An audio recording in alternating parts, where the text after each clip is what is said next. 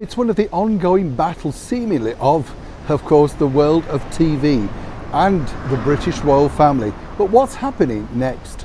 Hi, morning, Neil Sean here in the heart of London. Thank you for your company today.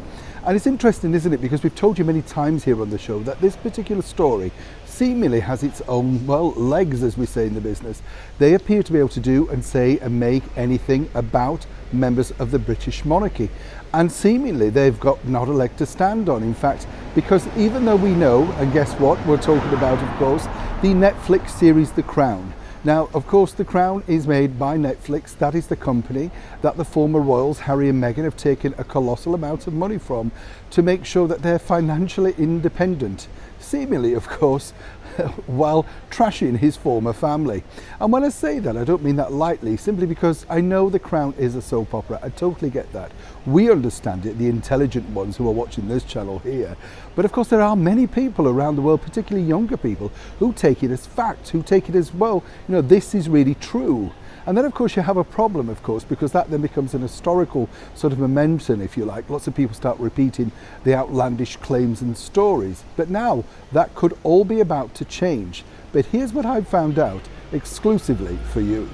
Now, it broke recently that, of course, the British monarchy could, in fact, take Netflix to court. And this would, of course, be the obvious choice.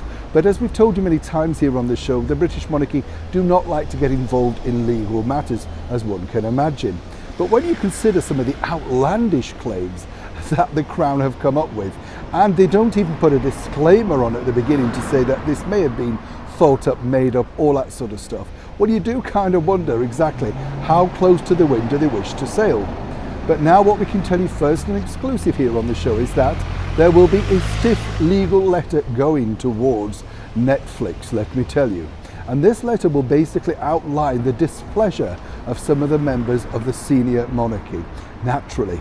Now, they're making the 5th series of The Crown right now, and we have the celebrated actress Imelda Staunton taking on the role of our glorious monarch, Her Majesty the Queen. So, of course, you know, she's kind of well liked by royals. We do know that we've seen quite a bit of her work. But moving forward, they now may have to very hastily rewrite the 5th series simply because whatever outlandish ideas they had, they're going to have to be very careful now, once, of course, they know the knowing eye of the Queen's legal team are upon them. But here's what I think really will truly happen.